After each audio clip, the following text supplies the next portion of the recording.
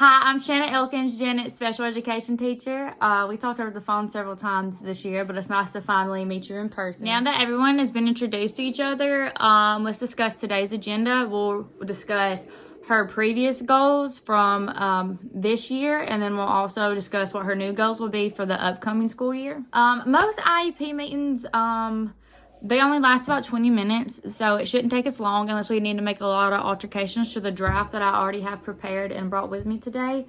Her general education teacher is going to keep up with the minutes for us, so if we make any changes, she'll write it down, and she'll also keep it with the time frame that the meeting lasts. So any changes we make, I will go back and alter the draft, and then I will send a physical copy home with you today. Yes, we'll all be present the entire meeting. Like everyone in here now will stay for the entire meeting, but no, Janet will not be present. We don't typically invite students under the age of 14 to the IEP meetings. Miss Jones, the psychometrist, is going to take over now. She's going to read some of the test results from the Woodcock-Johnson reading mastery test that Janet took this school year with you. Hello everyone, my name is Jay Jones and I'm a school psychometrist for Outstanding County School District.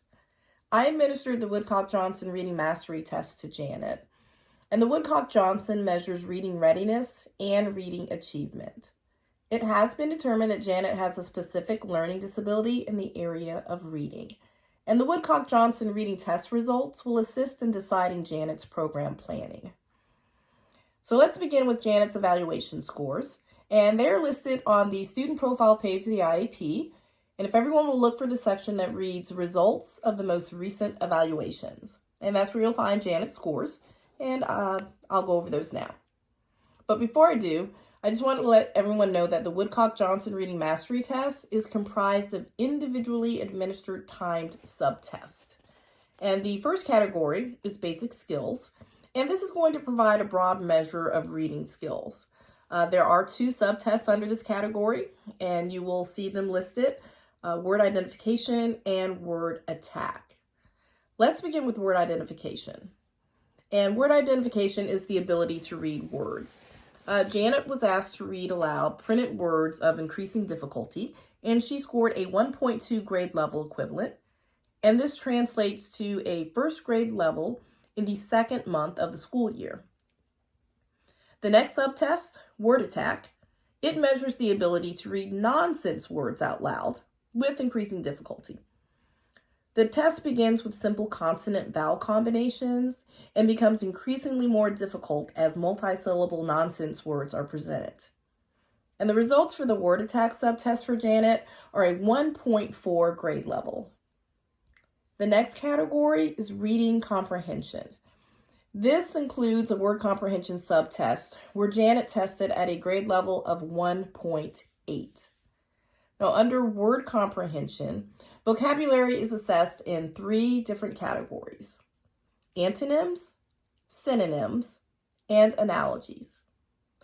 Under antonyms, Janet was asked to read a word and then provide a word that means the opposite of the target word. And Janet scored on a 2.2 grade level in that area. Under synonyms, Janet read a word and delivered a word that meant approximately the same thing. Janet is on a grade level of 2.4 under synonyms. Now, the analogies category, it measures the ability to ascertain the relationship between pairs of words.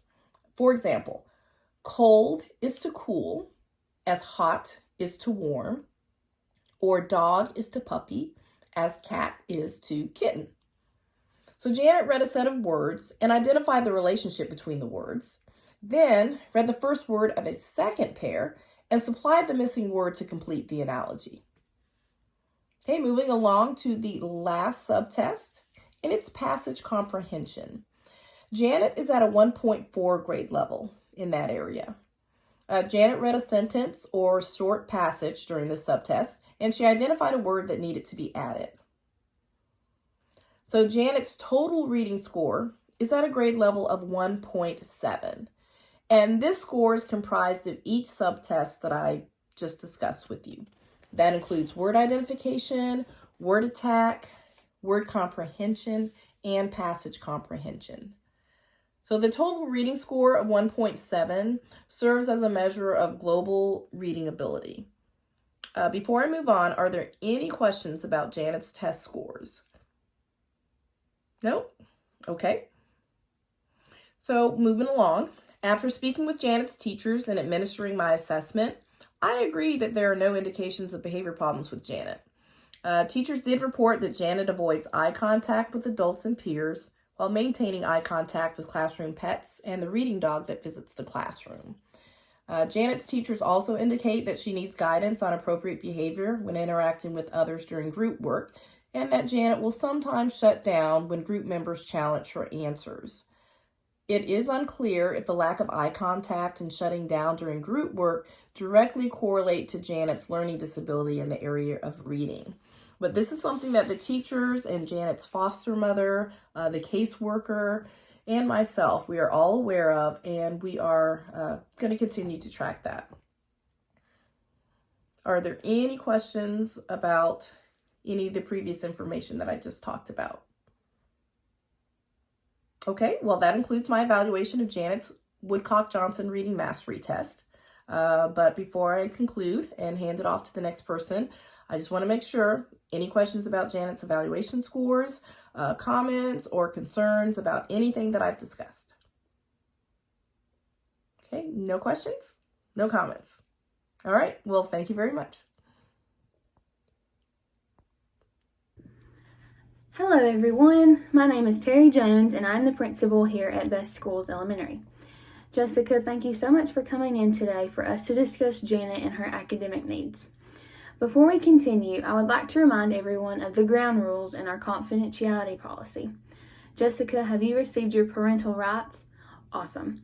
We always give those to guardians before the meeting to ensure full rights on participation and for you to make any changes to the IEP.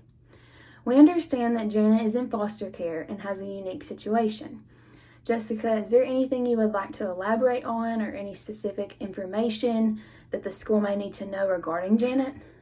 We have so enjoyed having Janet with us this year and love when she sings us some of her favorite songs. How is her home life? Does Janet enjoy coming home from school every day?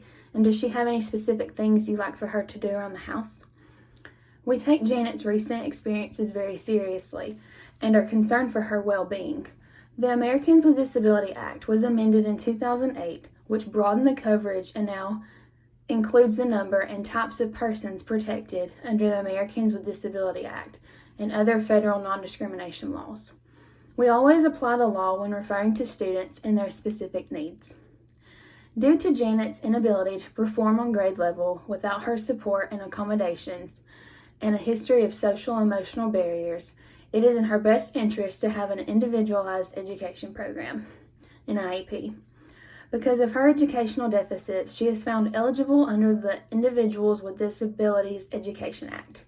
Does everyone on the team agree that an IEP is still required for Janet? Hello, everyone. My name is Jessica Boware. I am Janet's foster mom. Let me tell you a little bit about Janet. She is a beautiful and well-mannered child. She loves to sing. She loves her dog, Sam. According to Janet's ISP from the Department of Human Resources, she has had so much to deal with as a child. I want the best for Janet. I want her to succeed in her writing and reading skills. I want her to enjoy attending school and being in the presence of her teachers and her peers. I would like to remind everyone that Janet's foster care placement could change depending on her biological mother's cooperations and improvements or lack during this time.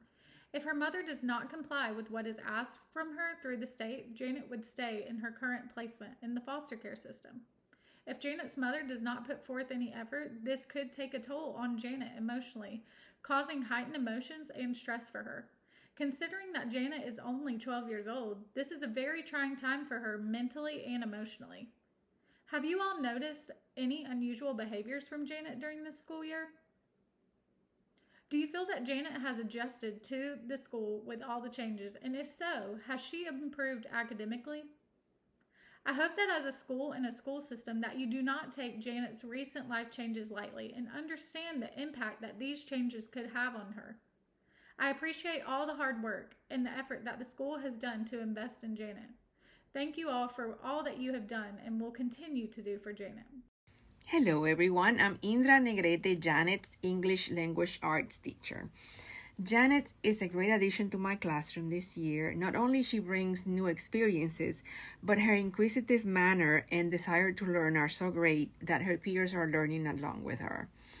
For her current level of performance, she's level 1, so she received accommodations and modifications. The accommodations are text-to-speech, read out loud, and extended time, not to exceed more than 3 days. Her modifications are immediate feedback, visual daily schedule, rest break, graphic organizer, preferred seating, multiple choice question with only 2 options. Janet does not exhibit behavioral problems in my classroom, and I can only wait to see how much she learn in the years to come. Okay, now we can start reviewing the draft IEP that I prepared for the meeting.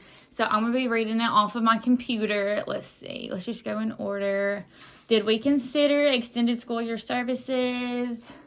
She's not doing extended school year, right? Okay. Strengths of the student. So Janet is a sweet 5th grader with great talent for music. She can be heard singing in the back when she does her homework. Her 2 favorite singers are Jennifer Lopez and Taylor Swift. Janet is quiet and shy with her peers, but seems to become outgoing when it comes to interacting with the class pets. A turtle and a small guinea pig. And then she makes eye contact with the animals, and then the reader dog that visits her class, and then she does a lot better with animals, it seems, and peers, but she's made a lot of progress over the year overall. According to results from the most recent reading evaluation, Janet has moved from the kindergarten level to a 1st grade level with an overall reading grade of 1.7. So we're still not on grade level, but a lot of improvement has been made. And mathematics is definitely Janet's strong point. She really excels when it comes to math. So her level in that area is 4th grade. So now I'm going to go over the parental concerns portion, and that's based off of the form that I sent home that you filled out and returned to school. So if anything needs to be changed or doesn't sound right, you just let me know and we'll alter it. Miss Jessica Bower, Janet's foster mother, says that she is a happy young woman despite the hardships she has had to live through at such a young age.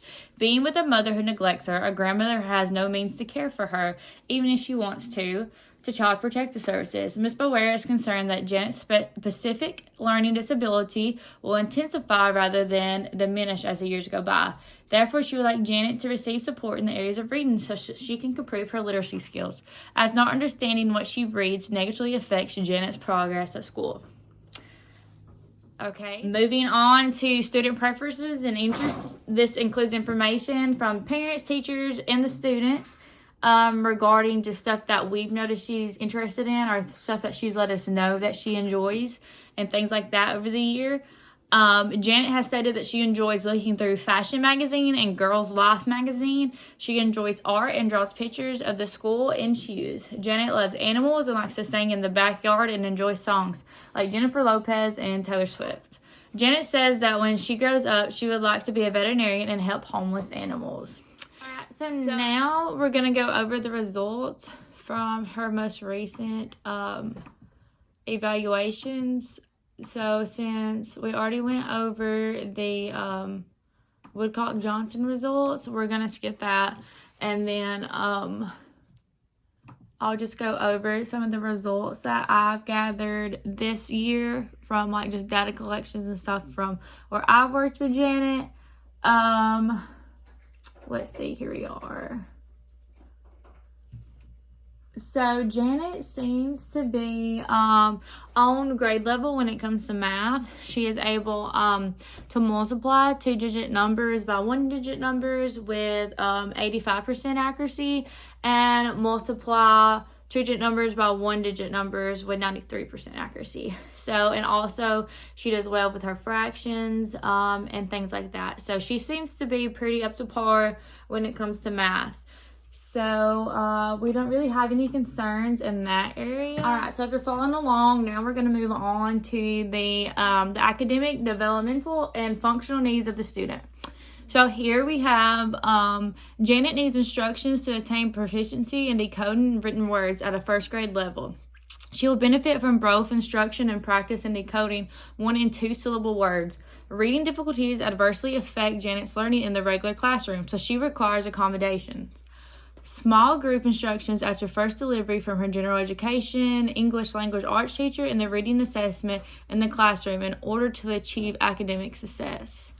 We will skip over the part about transitioning because it doesn't apply to Janet due to her age. Special instructional factor, we have no. Okay, so we'll go over these, and if anyone has a separate opinion, we'll discuss it and we can change it if needed. So as it is right now, it says that does the student have behavior which impedes his or her learning or the learning of others? No. Does the student have a behavioral intervention plan? No. Does the student have a limited English proficiency? No. Does the student need instructions in Braille or the use of Braille? No. Does the student have communication needs? No. Does the student need assistive technology devices or services? No. Does the student require specially designed PE? No. Is the student working toward alternate achievement standards? No. She is still currently participating in the Gen Ed standard. Are transition services addressed? No, just because of her age. So transportation, students' mode of transportation is other because she lives close enough. She walks to and from school. So they do not require transportation services. Let's keep going. Non-academic and extracurricular activities. Will the student have the opportunity to participate in non-academic and extracurricular activities with non-disabled peers? Yes, she is still in the Gen Ed environment. She doesn't need supports for that. Okay, let's move on. Okay, now we're going to skip down to the parts that apply to Janet. We're going to go down to the area of reading, where present level academic achievement and functional performances. So I'll give y'all a minute, make sure we're all on the same page. Okay, I'm going to go ahead and start. Janet needs instructions to attain proficiency in decoding written words at the first grade level. She will benefit from both instruction and practice in decoding 1 to 2 syllable words. Reading difficulties adversely affect Janet's learning in the regular classroom, so she requires accommodation.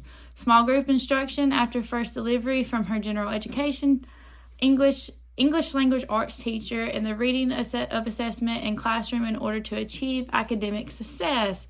So her measurable goal for the upcoming school year is by December 2017, with prompting and support, Janet will be able to distinguish long and short vowels when reading regular spelled 2-syllable words with 70% accuracy. And then by January 2018, for the second semester, after reading a short story at first grade level, Janet will distinguish between cause and effect with 80% accuracy 4 or 5 times. So the benchmarks for the goals are broken down underneath where you see benchmarks. And data mastery is blank because obviously we haven't started working on them yet. But So the first benchmark is by April 2017. Janet will decode 1-syllable words with long vowels with 60% accuracy, 1 out of 5 trials. The second one says by September 2017, Janet will recognize and read words with irregular spelling with 65% accuracy and 3 out of 5 trials. The third one says by May 2018, after reading a story, Janet will identify the effect of certain actions with 80% accuracy in 4 out of 5 trials. By October 2018, after reading the story, Janet will identify the cause of a situation with 80% accuracy, 4 out of 5 trials. Okay, so for special education related services, as the IEP says right now, it says Janet will receive direct instruction in the area of reading from the special education teacher in a small group setting after first delivery of instruction from the English language arts teacher, utilizing teacher modeling, reteaching, one-on-one assistance, and repeated practice in our drills to work towards increasing skills on decoding and 2-syllable words with long and short vowels. So first she'll receive the lesson just like everyone else in the gen ed setting, and then she will get additional help in the special education setting. Anticipated frequency of services, weekly, amount of time, 30 minutes. I think that should say that's supposed to be daily, 30 minutes daily instead of 30 minutes weekly, so we'll change that. Beginning date, February 2017 to February 12th, 2018 in the resource room. Supplementary aids and services, small group instructions after first delivery of instructions in the general education classroom with her special education teacher to address academic needs for reading and decoding skills. Extended time to complete classroom assignments and or projects not to exceed more than 3 days. So does everyone agree with that? Anticipated frequency of services, daily, 45 minutes daily. Okay, so she'll receive a total of an hour and 15 minutes daily in the special education setting. Beginning date for that is also February 13th, 2017, and ending date February 12th, 2018. Classroom and resource room is the location of services. Accommodations needed. We have assessments may be read aloud due to her not reading on grade level yet. Break apart for longer assessments for Janet. So she doesn't, that just means she wouldn't have to take the full length of the test. If there's 100 problems, we may only require her to take 25 or solve 25 problems at a time and to take breaks in between. So, let's see.